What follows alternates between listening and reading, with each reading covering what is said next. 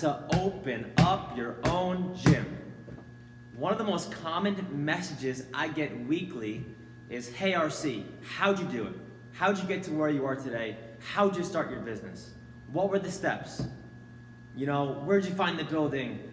How'd you actually start a business legally? You know, all that stuff.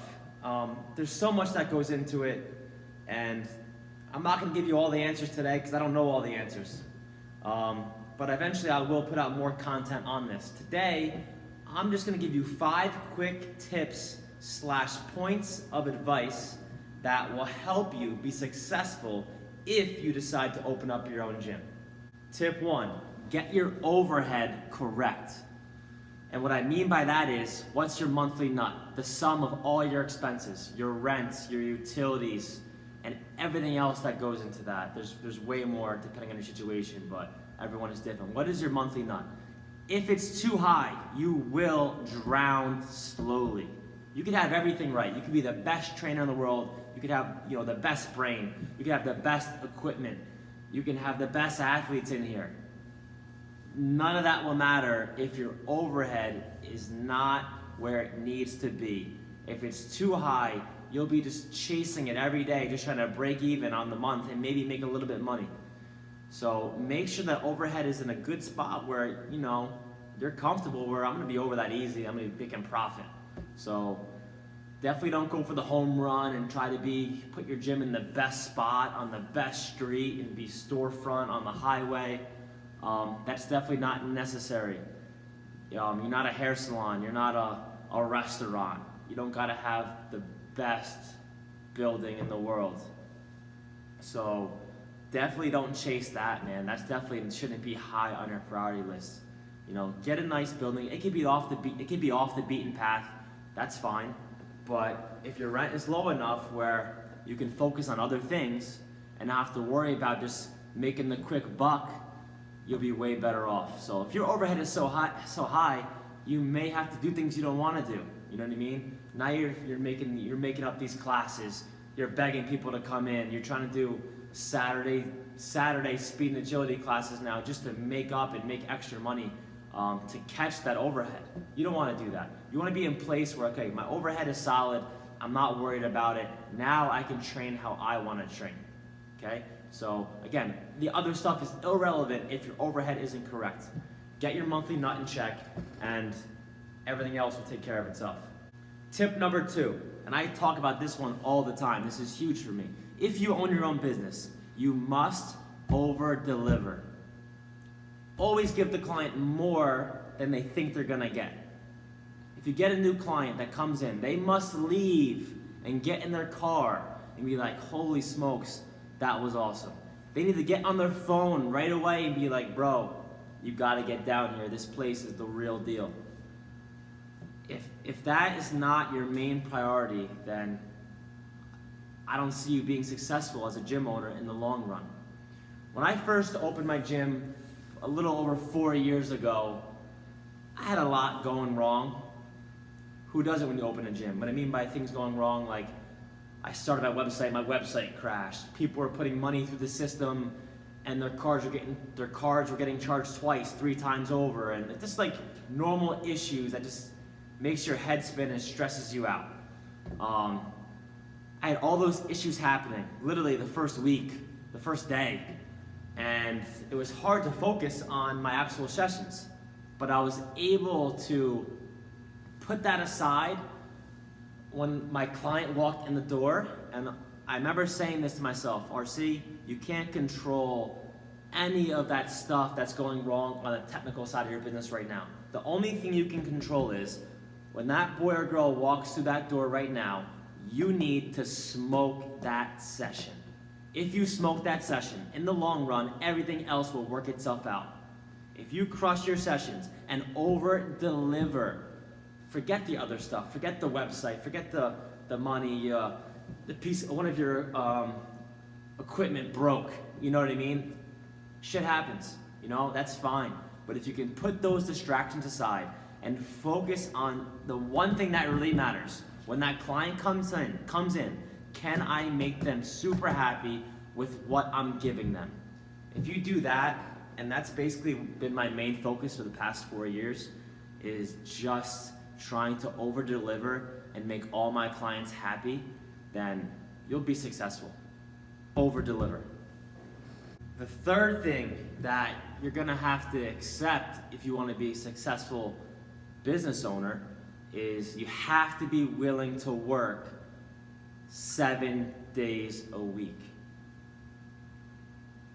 One of my pet peeves is people only think I work when I have clients here. That's maybe 30% of my day, maybe. There's so much other stuff that goes into running a business, you know what I mean? Whether it's on the back end, dealing with the bookkeeping and your taxes and the website and programming and making content. I don't have a client right now, but I'm working. I consider this work. Cutting and editing your videos and posting. There's so much crap that you have to do every single day. As long as you have your phone on you, you're working. People are texting you 24/7. Hey, I went on the website, I did this, it didn't work. Can you fix it for me? You might be at the beach, you know what I mean? But sometimes you have to handle it. And I've gotten better, for sure, in terms of like, as I've come farther along and I've progressed, where I can kind of weave out windows of time where I can, take a breath. But in the beginning, like, you got to make everyone happy, and no one knows you. You haven't done anything yet. Your clientele is at zero, so you got to hustle. I'm talking 7 days a week. I still go 7 days a week. So you got to be willing to work every single day, to grow your business. So it's different than a normal job. There's no checking out. Your work follows you home. Sometimes on like a Sunday, I wish, can I just wake up on Sunday and be like, wow, I don't have anything to do today but watch football. You know what I mean? I've never had that since I've opened my gym. Not even close. I haven't been on vacation since they opened. I probably haven't been on vacation in over 10 years. But again, that's part of it. And I wouldn't trade it. I love what I do. So, you gotta love it. You gotta be obsessed with it. You gotta grow it. You're the number one. You have no one to look up to. Like at every other job, if something goes wrong, you have someone you can ask, hey, what should we do now? When something goes wrong, you don't have anyone to turn to but yourself. So the third thing I would say is be ready for that and be ready to grind 7 days a week. The fourth thing I'm gonna say about opening your own gym is figure out who you're trying to serve, and then how do you create an atmosphere or an energy to attract that person. Atmosphere and energy is huge. People want to go to a gym and be like, damn, I can't wait to train there today. Whether it's motivational things on the wall, your setup, the music, all that stuff matters. I knew when I was opening my gym, I wanted to attract the serious athlete, because that's who I am deep down. I never was the best athlete in the world, but I was not going to be outworked. So I wanted to attract people like me. I wanted to create a place for those who really wanted to get after it, a place where they can go. So the way I run this gym is every decision I make, every little detail in the setup and the flow of my atmosphere and the layout here is to, attract that person. So I knew that early on. So atmosphere and energy is huge. And how do you keep that going for a long time to keep getting those people in? Don't just be the everyday gym, you know what I mean? So I knew what I wanted, so atmosphere and energy is huge. Always make sure the music is bumping, make sure everything is clean, make sure you have, good equipment, all that stuff. If you want to attract, for me, I want to attract the top athlete and the serious athlete, so everything about my gym, in my opinion anyway, suits that. So the fourth thing I would say is atmosphere and energy. Training's all about that. So what do you have to do so when people come here, they're excited? I can't wait to get there today. You know what I mean? It's gonna be bumping, I'm ready to train. I love being in that building. You know what I mean? So what do you have to do to create that aura. So tip number 4 is have that atmosphere and energy on lock and watch the people flow to you. Tip 5, 2020 is the current year. Yes, I believe so. That is correct, Ryan. Good job. It's 2020. One of the most important things in 2020 is brand. Something I think about daily is how can I continue to make these 2 letters mean something and have people recognize it. We live in a crazy time with social media and the internet in general, and I feel like it's only going to get worse and bigger. So if you don't build your brand in 2020, you will not keep up. You can even see an increase in my content, I believe, in the past few months, I'd say. I probably put out, I don't know, 30 to 60 pieces of content a day across 5 or 6 different platforms. Instagram, Facebook, Twitter, LinkedIn, TikTok. This video is for YouTube right now. That's 6 right there. So I'm talking 30 to 60 pieces of content every single day. I'm just putting my brand out there. And I'm not asking for anything in return. I'm just putting out good content that I feel is bringing value to the consumer. I'm giving them ideas on different workouts for in the gym, on the field, tips on, like this. This is a video on opening up your own gym. This might really help someone out. I'm not trying to help out everybody. This might hit 5 people and they're like, wow, that video really, gave me a good idea and saved me from a big mistake when opening up my own gym. So stuff like this, I'm not getting paid for this, and I'm not expecting anything in return. I just know if I keep giving and giving and giving while expecting nothing back, in the long run, it's gonna pay off. I'm gonna have a successful business.